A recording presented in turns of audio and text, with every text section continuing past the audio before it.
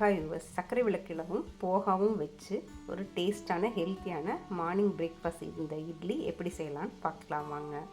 இப்போ சர்க்கரை வெள்ளிக்கிழங்கு இந்த அளவுக்கு கிடைச்சா எடுத்துக்கோங்க.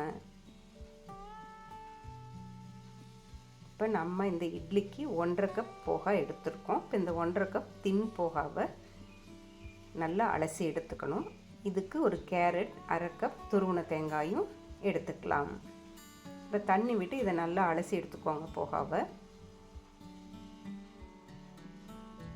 போகாவில் இருக்கக்கூடிய அந்த அழுக்கு வெளியேறிடும் அலசினதும். இப்போ இதில் தண்ணி ஊற்றி ஒரு 5 மினிட்ஸ் ஊற விட்டுடுங்க. இப்போ நம்ம சர்க்கரை வெள்ளிக்கிழங்க இது போல் நல்லா துருவி எடுத்துக்கலாம்.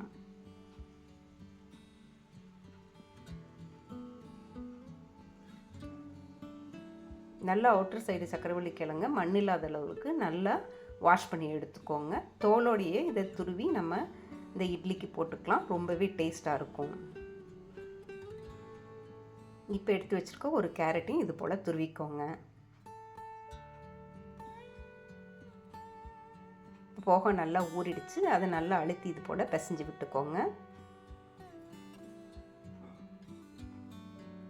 இப்போ ஊறின போகால தேங்காய், 1/2 மூடி தேங்காய் எடுத்துருக்கோம், துருவின கேரட், துருவி வச்சுருக்கிற சர்க்கரைவள்ளி கிழங்கு, இது எல்லாத்தையும் இதில் ஆட் பண்ணிக்கலாம். சர்க்கரைவள்ளி கிழங்கு இதில் ஆட் பண்ணி 1/2 டீஸ்பூன் சால்ட் போட்டு நல்லா இதை அழுத்தி பிசைஞ்சு விட்டுக்கோங்க.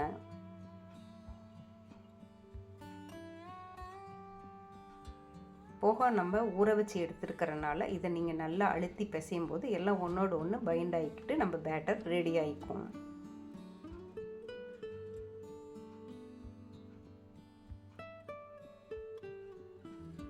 இப்போ ஒரு இட்லி தட்டு வச்சு அந்த இட்லி தட்டில் நெய் தடவிக்கோங்க.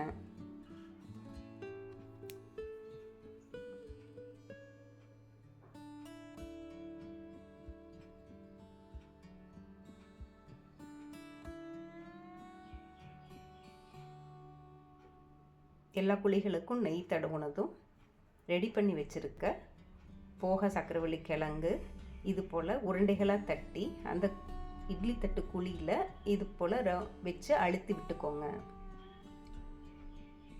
இப்போ இட்லி பாத்திரத்தில் தண்ணி வச்சு அது கொதிக்க ஆரம்பிச்சும் இந்த தட்டை அதில் வச்சு மூடி போட்டு 12 மினிட்ஸ் இதை குக் பண்ணிக்கோங்க. இப்போ 12 மினிட்ஸ் கழித்து டேஸ்டான நம்ம போகா சர்க்கரை விளக்கிழங்கு கேரட் தேங்காய் சேர்த்த டேஸ்டான மார்னிங் பிரேக்ஃபாஸ்ட் ரெடிங்க. இதுக்கு தேங்காய் சட்னி ரொம்பவே சூப்பராக சுவையாக இருந்தது. இந்த இட்லியை சூடாக இருக்கையில் தட்டிலேருந்து எடுக்காதீங்க. இட்லியை வெந்ததும் வெளியே எடுத்து ஒரு 5 நிமிஷம் தட்டோட இட்லி நல்லா ஆறத்துக்கு விட்டுட்டு அதுக்கப்புறம் இந்த இட்லி எடுத்திங்கன்னா இது போல் பைண்ட் ஆகிட்டு சாஃப்டான டேஸ்டான நம்ம போகா சர்க்கரை வெள்ளிக்கிழங்கு இட்லி ரெடி. நீங்களும் இது போல் ஹெல்த்தியான பிரேக்ஃபாஸ்ட்டை ட்ரை பண்ணுங்கள். டேஸ்ட் பண்ணி பாருங்கள். கமெண்ட் பாக்ஸில் எப்படி இருந்ததுன்னு சொல்லுங்கள். ஹெல்த்தியாக இருங்க, ஹாப்பியாக இருங்க.